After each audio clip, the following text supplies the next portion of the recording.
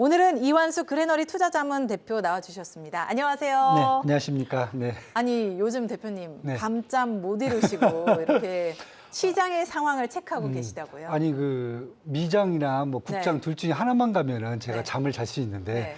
두 양쪽 장이 워낙 불장이다 보니까 그러니까요. 예, 낮에는 국장 불려 다니고 네. 아침 밤에는 또 이제 미장 불려 다니다 보니까 요즘 눈에서 예, 불이 나네요. 예, 저도 네. 살고 싶어요. 살려주세요.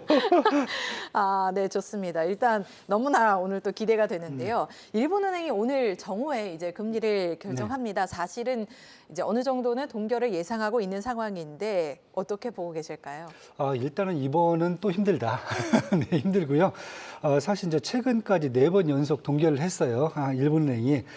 뭐 금리, 그런데 연초부터 일본은행이 얘기하기로는 자기들은 금리 인상을 올해 목표를 한다라고 얘기를 했어요. 뭐 가장 큰 게 미국의 관세 조치로 이제 경제와 물가 전망은 불확실성이 높다며 결국은 뭐 인상 목표를 했는데 계속 뭐 동결만 하고 있는 상황이거든요. 그런데 최근에 특히 이제 지지난주에 자동차 관세율이 이제 15%로 이제 확정이 되면서 먼저 이제 혜택을 받고 있고요. 그다음에 환율이 지금 147, 148엔대에서 계속 유지가 되고 있어 갖고 혹시나 이번에는 좀 금리를 올리지 않을까라는 생각을 좀 시장에서 좀 하고 있는데 제가 보기엔 쉽지가 않다. 네. 첫 번째 이유가 뭐냐면은 이번에 이제 잘 아시다시피 이제 이시바 그 총재가 이제 총재가 아니죠. 총리가 네. 사퇴를 했어요. 그러면서 10월 4일 날 총선이 있는데 지금 자민당에서 고이즈미 농림상이라든지 아니면 다카이치 이제 경제산업장관 둘 중에 한 명이 될 것 같은데 두 분이 지금 언제 뭐 될지 모르는 상황에서 그런 상황에서 사실 기준금리를 올리기에는 사실 그 우에다 총재 입장에서는 사실 부담스럽거든요. 그래서 일단은 정치적 요인에서 쉽지가 않다. 그리고 두 분 중에 또 어떤 분이 때에 따라서 향후 이제 정책이 어떻게 바뀔지는 몰라요. 지금 뭐 이 화면에 나오시는 이제 다카이치 총재 같은 경우 저기 경제산업장 같은 경우에는 이분은 또 금융 완화 정책을 또 하시는 분이거든요. 그렇다 보니까 만약 이분이 되면은 앞으로 이제 금리 인상은 쉽게 해서 물 건너간다 이렇게 좀 보셔야 돼요. 이게 하나가 있고요. 두 번째는 지금 최근 들어서 일본의 그 경기 지표들이 약간 좀 많이 바뀌었어요. 예를 든다면은 인플레이션, 특히 CPI가 1.5%까지 둔화가 됐어요. 연초만 해도 2% 초반대였거든요. 그런데 벌써 인플레이션이 둔화돼 버렸죠. 반대로 지금 경제 성장률이 1분기 때는 0.1% 성장을 했었는데 지금 2분기에는 0.5%가 성장을 한단 말이죠. 그리고 지금 향후 전망치가 0.7%까지 나와요. 그러니까 인플레이션 둔화되고 경기가 성장률이 높아지는데 금리를 올려야 될 이유가 없는 거거든요. 지금 이렇게 돼 있고 세 번째는 항상 이제 미국 연준에 대해 암시적인 동의를 좀 받아야 돼요. 왜냐하면 환율 문제가 있기 때문에. 그런데 지금 미국이 이제 지속적으로 달러 트렌드, 약세 트렌드를 가져가기 때문에 사실 어떻게 보면 이제 미국 연준 입장에서는 이제 금리 인하 시그널을 줄 수도 있어요. 근데 줄 수 있는데 지금 당장은 아니다. 왜냐하면 당장 줬을 경우에는 엔캐리 트레이드에 대한 이제 부담감이 생기기 때문에 그래서 일단 당장은 아니다. 그런데 앞으로 시간이 갈수록 일단은 지표적으로는 사실 안 좋아지고 있는데 금리 인상을 해야 될 이유가 없어지는데 반대적으로 정치적인 요인들은 이제 금리를 인상할 수 있는 요인들이 한두 개 생길 수 있다. 이렇게 지금 보여지고 있습니다. 일단은 금리 인상을 쉽사리 하지는 못할 것이다라는 말씀해 주셨고 이제 엔캐리 청산에 대한 이제 우려가 제기가 되고 있는 가운데 그 트레이딩을 위해서라도 이제 어떻게 보면 이런 인상 기조가 조금은 이어질 것이다라는 말씀을 해주신 거죠. 네, 금리 인상 시점이 사실은 관심사였는데 이제 이번까지 포함을 한다면 5차례 연속의 동결입니다. 뭐 인상이 필요하지 않겠느냐라는 뭐. 필요성도 제기가 되고 있는데 그러면 도대체 언제쯤 이런 움직임이 나타날까요? 사실 딱히 뭐 인상 필요성은 없어 보여요 지금. 없어 보여요? 네, 제가 보기엔 그런데 이제 네네. 일본 입장에서는 뭐 환율도 계속 지금 엔화도 지금 낮게 가치가 유지가 되고 있으니까 수출도 좋고 뭐 경제 성장률도 끌어올릴 수 있고 이런 분위기인데 일단은 10월 29일 날 한 번 더 지금 그 통화정책 회의가 있고요. 12월 18일 정도에 한 번 더 있거든요. 그래서 저는 이제 두 개 변수를 보고 있는데 하나는 일단 총리 교체 후 특히 이제 아까 얘기했던 그 농림부 장관 쪽 요 계신 분이 만약에 됐을 경우 이분은 이제 통화 긴축 쪽을 보고 계시거든요. 그분이 일단 당선된다는 가정이 일단 하나가 필요할 것 네. 같고요. 두 번째는 미국이 먼저 기준금리를 더 빨리 내려야 된다. 제가 봤을 때는 지금 이미 미국 연준이 연말까지 점도표를 3.6%로 내렸단 말이죠. 그럼 네. 앞으로 두 번이 더 남아 있어요. 그러니까 10월 달, 12월 달 미국이 계속 내린다라고 가정했을 경우에 그러면은 사실 이때는 이제 미국 입장에서도 충분히 좀 어느 정도 금리가 내려오면은 그때는 달러 약세가 더 진전이 되잖아요. 그때쯤에서는 이제 엔화 캐리에 대한 부담감이 좀 없어질 수 있다. 미국 입장에서는. 네. 저는 이제 그렇게 보기 때문에 만약에 이런 정치적 요인들이 들어간다라고 하면은 12월 말쯤에 약간의 가능성이 있을 것 같고요. 그다음에 내년으로 넘어가면은 다른 것보다 일단 경기 지표 이런 부분들을 다시 한번 내년에 재정립해야 그래야 이제 금리 인상이 가능해지지 않을까 이렇게 좀 보고 있습니다. 굉장히 여러 요소들이 작용을 할 것으로 예상을 좀 하고 계시네요. 맞습니다. 사실은 미국이 금리 인하를 단행하면서 이제 굉장히 많은 영향을 시장에 주고 있는데요. 그중 하나가 또 아시아 시장인 것 같습니다. 시장이 굉장한 탄력을 보여주고 있어요. 일제 강세를 보이고 일본 증시는 오늘까지도 장중 사상 최고치를 경신하는 흐름을 보여주고 있습니다. 이번 랠리가 하반기까지도 이어질 수 있을까요? 저는 가능하다라고 봐요. 좀 더 긍정적으로 보고 있고요. 첫 번째가 이번에 연준이 기준금리를 비컷을 안 하고 이제 그렇죠. 3번 연속하는 걸로 이제 얘기가 된단 말이죠. 조금씩, 조금씩요. 네, 나눠서. 이게 네. 사실 더 유리할 수가 있어요.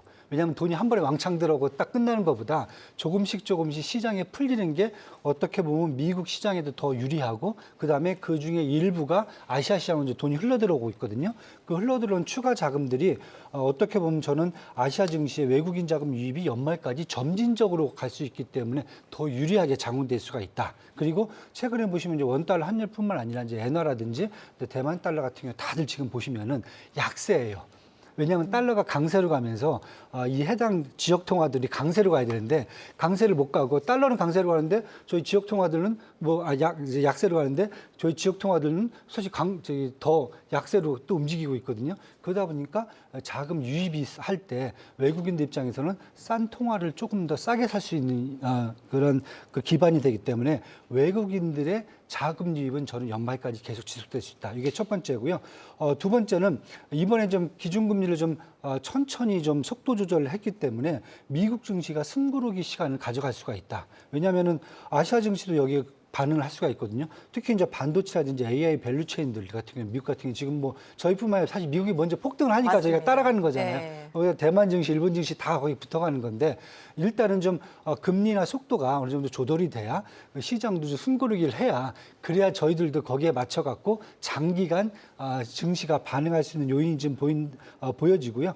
마지막에 지금 미국 트럼프 행정부하고 그다음에 아시아 국가 간의 반도체, 의약품, 자동차 품목별 관세에 대해서 아직도 지금 협상을 계속하고 있거든요. 그리고 특히 아시아 지역들은 이 업종들이 되게 중요한 업종들이에요. 근데 아까 말씀드렸듯이 시간을 갖고 계속 통화 정책이 조금씩 서포트를 해준다면은 해당 트럼프 행정부의 이 품목별 관세 리스크를 어느 정도 상쇄를 해줄 수 있는 시간도 벌어질 수 있다. 그런 측면에서 본다면은 저는 세 가지 측면에서 보면 이번에 저는 사실 속을 약간 비컷 한번 해주면은 네. 시장 한번 확 올라가서 불 한번 화끈하게 화끈하게 또, 지펴질 네. 수 있다 생각을 네. 했는데 나중에 보니까 그게 아닌데 차라리 이게 불씨를 따뜻하게 데펴주는 네, 온돌식이 조금 더 지금은 연말까지 상승장을 이끌어주기가 더 좋지 않을까 이렇게 지금 보고 있습니다.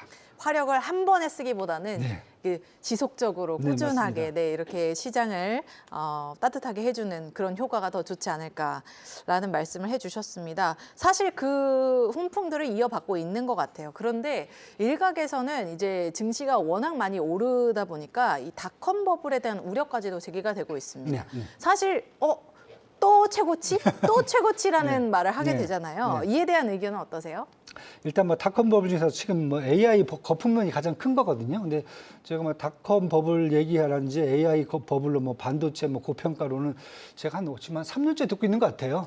네, 똑같은 이 정도 얘기. 되면은 네. 거품이 어느 정도는 다 식었지 않나요? 거품이 말라 비틀어졌어요. 지금 제가 보기에 거품이라고 보기도 웃기고 지금 사실 이번에도 나왔었는데 2분기 반도체하고 AI 기업들 실적 발표하고 가이던스를 한번 보시면은 오라클, 팔란티엄, HP, 엔터프라이즈, 브로드컴, 엔비디아 뭐 다음 주에 또 마이크론도 나온단 말이죠. 실적도 되게 좋았고 그다음에 가이던스도 좀 괜찮단 말이에요. 그러니까 쉽게 얘기해서 뭐냐면은 오라클 같은 경우에는 지금 뭐 스타게이트 프로젝트에 지금 포함되어 있기 때문에 수주 잔고까지 있다고 얘기를 할 정도예요. 그렇다 보면은 제가 봤을 때는 거품론은 이미 사라졌다. 이게 첫 번째고요. 두 번째는 지금 구조적으로 AI라든지 AI 반도체가 인프라 구축 단계라고 보셔야 돼요. 그러니까 뭐냐면은 여태까지 요 부분들이 미국이 독점이었거든요. 사실은요. 작년까지 보면 솔직히 우리가 잘 아는 메타라든지 구글, 마이크로소프트 다 이제 미국에서만 비즈니스를 했는데 올해부터는 중국이 조금 이제 이 오픈이 되면서 글로벌 밸류체인이 이제 확대되는 시간이야. 그러니까 지금 요즘 보시면 한국도 그렇고 중국도 그렇고 지금 다 AI 어떤 인프라를 구축하겠다고 지금 난리잖아요. 작년까지 미국만 그랬는데 그렇다고 보면은 지금은 글로벌 인프라에 구축되는 시간이다. 인프라 구축될 때는 사실 거품론이 나올 수가 없어요. 왜냐하면 수요가 중요한 게 아니라 먼저 인프라부터 깔아야 되는 상황이기 때문에 이 상태에서는 사실 거품론을 얘기하기가 제가 보기에는 좀 말이 좀 안 된다. 지금 이렇게 보고 있고요. 그래서 이러한 것들이 지금 파급 효과가 지속적으로 나타나고 있다. 그러니까 예를 하나 든다면은 최근에 레거시 반도체도 지금 쇼티지가 나고 있어요. 지금 뭐 랜드 플래시라든지 D램 공급이 연초만 해도 되게 공급이 초과됐다. 그래서 막 가격이 떨어진다 그랬는데 요즘 랜드 플래시 보면은 지금 3개월 주문이 3개월 밀려 있고 가격이 지금 올라온 속도가 엄청나요. 그러다 보니까 미국 내에 있는 뭐 텍사스 인스트루먼트라든지 아니면은 그쪽에 있는 웨스턴 디지털 이런 레거시 반도체사들도 요즘 주가가 막 폭등을 한단 말이죠. 그게 한국까지도 지금 밸류체인이 들어와 있습니다. 그렇다 보면은 저는 지금 나오고 있는 상황은 이게 닷컴 버블이다 이런 문제는 일단은 실적이 받쳐주면서 회사들이 올라가고 있고요. 두 번째는 글로벌 인프라 구축 단계이기 때문에 아직까지는 저는 이제 닷컴 버블이라든지 아니면 거품을 얘기하기는 시기상조다 이렇게 좀 말씀드리고 싶습니다. 네, 사실은 저희가 이제 닷컴 버블을 언급할 때 정말 버블, 그러니까 아무것도 없는데 이게 주가만 오른다라는 걸 이야기했을 때 이제 보통 이야기를 하는데 저희가 실질적으로 AI를 사용하고 있기도 하고 그 안에서 이제 인프라도 구축이 되고 있는 상황들을 목격하고 있기 때문에 이 닷컴 버블에 대해서 이야기를 하는 것은 아무래도 지금 시기에선 적절하지 않다라고 말씀을 해주셨습니다.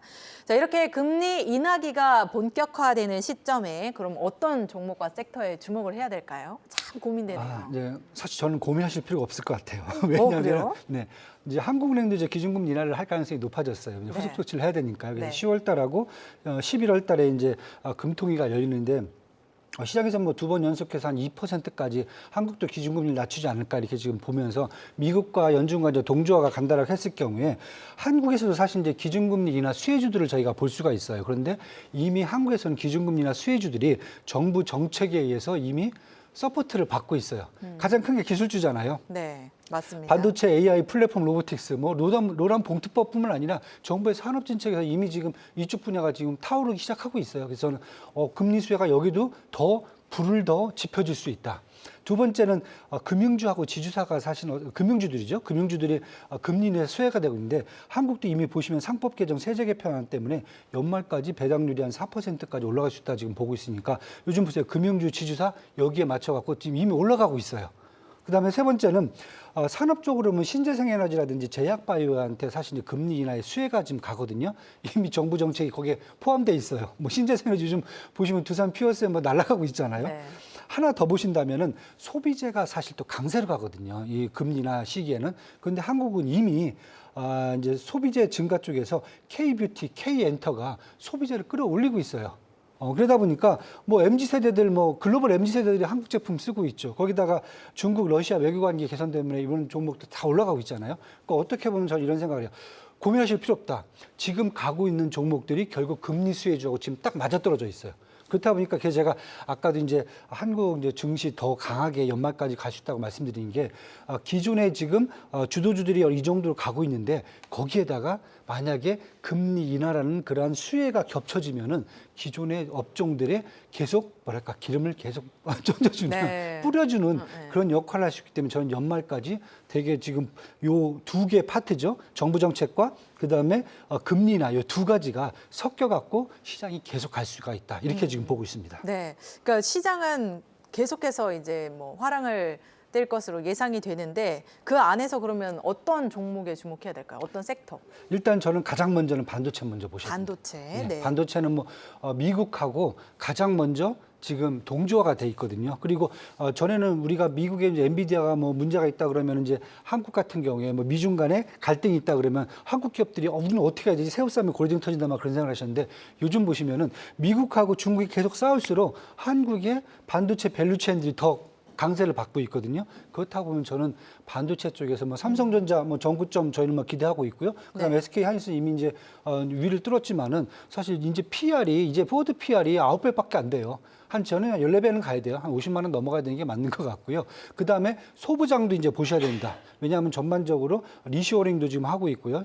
삼성전자, SK 하이닉스가요. 그렇다면 소부장 중에서는 뭐 저는 뭐 원익 IPS 장비부터 이제 뭐 솔브레인이나 이제 부품 소재들 그다음에 이오 테크닉스는 뭐 가장 요즘 날아가고 있고요. 아니면 이제 뭐 검사 장비 쪽에서 이제 펜트론도 사실 이스라엘 장비들을 지금 다 대체하고 있거든요. 반도체 장비 쪽 검사 장비를. 그럼 이런 종목들은 제가 봤을 때는 눈여겨보고 네. 요즘 그 말씀드린 반도체는 그냥 아무거나 던져라. 네. 소부장이 됐든 뭐든 뭐 하나 던져라. 던져놓고 갖고 계시면은 연말까지 제가 봤을 때는 꽤 괜찮은 성과가 나지 않을까 이렇게 지금 보고 있습니다. 네, 반도체에 주목해야 된다 말씀을 해주셨습니다. 그런데 사실은 이제 그 글로벌 반도체 업계가 조금은 변화의 흐름을 맞이할 수도 있을 것 같다라는 생각이 드는데요.